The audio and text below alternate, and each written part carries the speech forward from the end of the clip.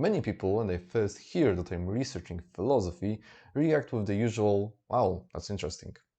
Sometimes followed by, I don't know anything about philosophy.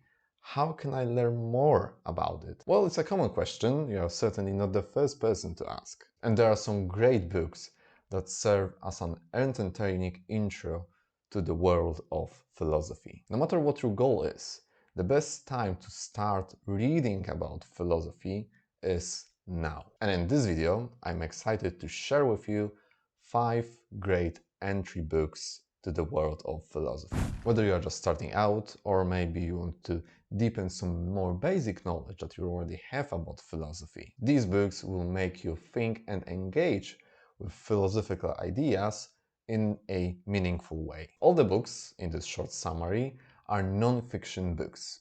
If you are more interested in reading novels, specifically philosophical novels, check out this video of mine, where I recommend 10 best philosophical novels. Okay, each book in this summary is slightly different. I choose them so they are not just boring textbooks, but engaging and thought-provoking reads that will introduce you to key philosophical concepts and thinkers. The number 5 is a special one, so make sure to stick around until the end to find out why.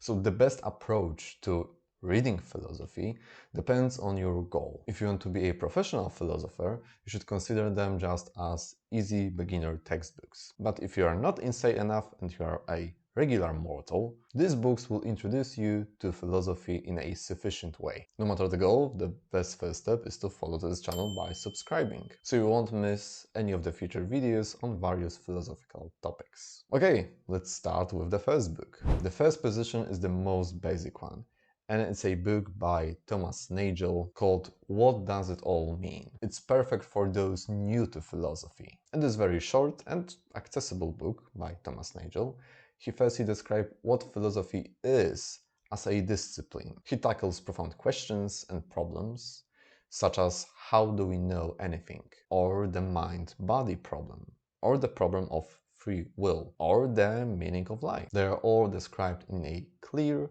and concise manner. I believe it's a very rare example of the ability of addressing very deep and sometimes complicated philosophical questions in a straightforward way that anyone can understand. A fragment from this book states, "The main concern of philosophy is to question and understand very common ideas that all of us use every day without thinking about them.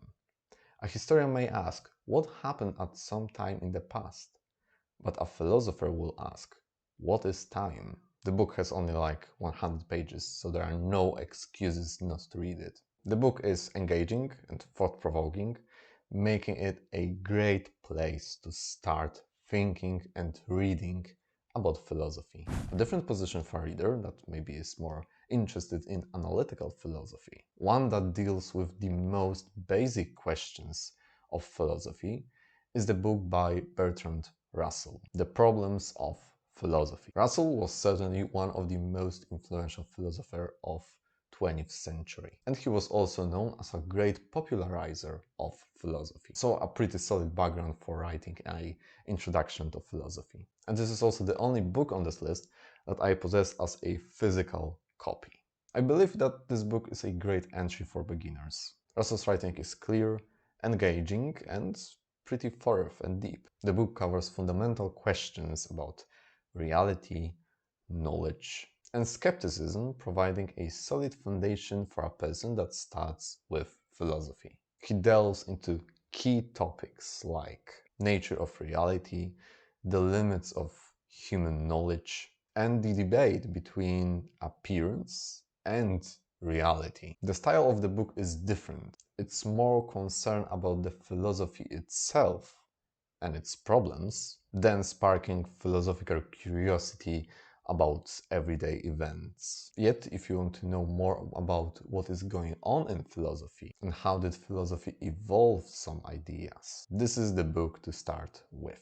The third position is a book by Alain de Botton called The Consolations of Philosophy. The style differs significantly from the previous two books, as the author chose to use perspectives of different philosophers to show how their ideas can help us in everyday life. So it shows real-life applications of historic ideas. He sparks curiosity and also gives some insights about the history of philosophy. So the title of the book might be slightly confusing, as there is a famous philosophical work by Boetius, a Roman philosopher, and his book was called Consolations of Philosophy, and he wrote it while he was imprisoned. Yet the book of Botton is not a commentary about the work of Boetius, but a modern, distinct work. Yet the idea that philosophy can be a consolation and that it can help us in everyday life is still alive in this book.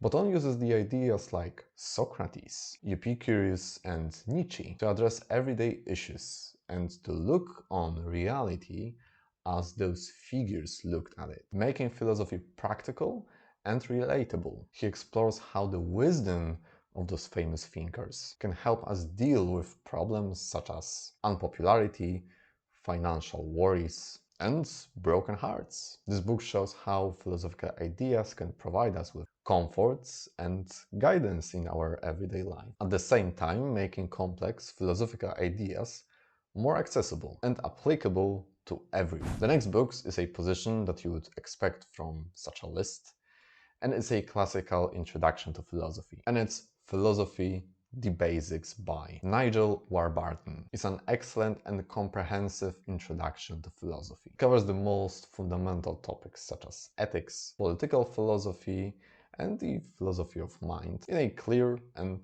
accessible way, making it a perfect starting point for all the people that are starting with this subject. He addresses essential philosophical questions about morality, society, and human nature, providing a solid foundation for further philosophical research. If you are about to start a philosophy course, or you are a first-year philosophy student, or you just want to have more comprehensive introduction to philosophy, this book might be very useful for you. Okay, the fifth position, the special one. It's special because it's a book that I recommend the most to my friends and to people that I meet. It's not really an introduction to philosophy of any sort, but it's a non-fiction book which is deeply philosophical. And it's of course Man's Search for Meaning by Viktor Frankl. Frankl offers profound insight on existential philosophy and the search for meaning in life. As the title suggests, he describes a writer and a psychiatrist. It's both deeply philosophical and incredibly inspiring. He explores the idea that the primary human drive is not pleasure, but the pursuit of what we find meaningful. Frankl's perspective on suffering, hope, and the human spirit provides a powerful and moving introduction to existential philosophy, making it a must-read for anyone interested in a concept of meaning of life, or just interested in understanding the deeper aspects of life. I recommend it so often because it reflects the most practical philosophical questions. So, what's the meaning of our life, and how should we live our life? If you were to read only one book from this list, I would suggest this one. Each of these books offers unique perspective and approach to philosophy. They are very accessible, making them a good choice for beginners. Whether you are looking to understand the basics, explore profound questions, or find practical applications of philosophical ideas in everyday life, these books have something valuable to offer. Remember that philosophy is not only about reading and understanding complicated concepts. It's about questioning, thinking critically, and applying those ideas to your own everyday life. Great! I'm delighted that you watched my video. If you liked it, consider giving me a like. If you have any questions or comments, you can write them down in the comment section. You can also subscribe to my channel if you want to see more content like this. Thanks for watching, and I hope to see you in the next video. Bye.